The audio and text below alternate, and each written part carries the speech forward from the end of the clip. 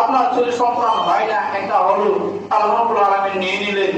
এটার মাধ্যম দিয়েও আল্লাহ রাব্বুল আলামিন আপনাকে পরীক্ষা করে নেন। এই পরীক্ষাতে যদি আপনি ধৈর্য ধারণ করতে পারেন, তাহলে এই পরীক্ষার ফল আল্লাহ রাব্বুল আলামিন রাসূল করিম সাল্লাল্লাহু আলাইহি ওয়াসাল্লাম বলছেন যে এর প্রতিদান হচ্ছে একেবারে বড়।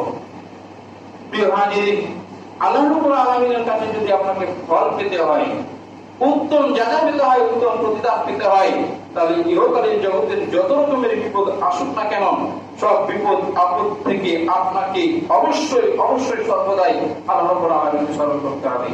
আল্লাহ, তুমি বিপদ দিয়েছো, এই বিপদ থেকে তুমি শুধু আমাকে হেফাজত করতে পারো। তারপরে আল্লাহ রাসূল সাল্লাল্লাহু আলাইহি ওয়াসাল্লাম পরের অংশ তিনি বলছেন,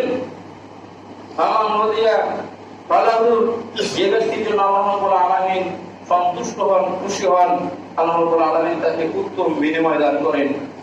আর ধৈর্য ধারণ করতে পারেন, তাহলে এর বিনিময়ে আল্লাহ রাব্বুল আলামিন যে বিপদে আপনি পতিত হয়েছিলেন, এই বিপদ থেকে আরো উত্তম বিনিময় আল্লাহ রাব্বুল আলামিন আপনার জন্য ব্যবস্থা করে রেখেছেন, আমার জন্য ব্যবস্থা করে রেখেছেন।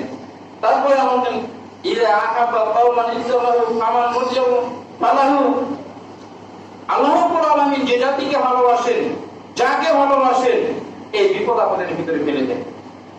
আমাকে এবং আপনাকে যখন বিপদের ভিতরে পতিত হয়, তখন বুঝে নিতে হবে আল্লাহ রাব্বুল আলামিনের জন্য এটা পরীক্ষা। আপনার ওয়াক্ফের ঘাটতি হয়েছে, ওয়াক্ফের আপনার ধ্বংস হয়ে গেছে, আপনি ফসল আবাদ করেছেন, এটাকে আল্লাহ রাব্বুল আলামিন কোন গজব দিয়ে ধ্বংস করে দিয়েছেন। আপনার ছেলে সন্তান হয় না, একটা হলো, আল্লাহ রাব্বুল আলামিন নিয়ে নিলেন। এটার মাধ্যম দিয়েও আল্লাহ রাব্বুল আলামিন আপনাকে পরীক্ষা করে নেন। এই পরীক্ষাতে যদি আপনি ধৈর্য ধারণ করতে পারেন, তাহলে এই পরীক্ষার ফল আল্লাহ রাব্বুল আলামিন রাসূল করিম সাল্লাল্লাহু আলাইহি ওয়াসাল্লাম বলছেন যে এর প্রতিদান হচ্ছে একেবারে বড়। প্রিয় হাজিরিন, আল্লাহ রাব্বুল আলামিনের কাছে যদি আপনাকে ফল পেতে হয়, উত্তম জাযা পেতে হয়, উত্তম প্রতিদান পেতে হয়, তাহলে ইহকালীন জগতের যত রকমের বিপদ আসুক না কেন, সব বিপদ আপদ থেকে আপনাকে অবশ্যই অবশ্যই সর্বদাই আল্লাহ রাব্বুল আলামিনকে স্মরণ করতে হবে। আল্লাহ, তুমি বিপদ দিয়েছো, এই বিপদ থেকে তুমি শুধু আমাকে হেফাজত করতে পারো। তারপরে আল্লাহ রাসূল সাল্লাল্লাহু আলাইহি ওয়াসাল্লাম পরের অংশ তিনি বলছেন, ফামান রাদিয়া ফালাহু, যে ব্যক্তির জন্য আল্লাহ রাব্বুল আলামিন সন্তুষ্ট হন, খুশি হন, আল্লাহ রাব্বুল আলামিন তাকে উত্তম বিনিময় দান করেন।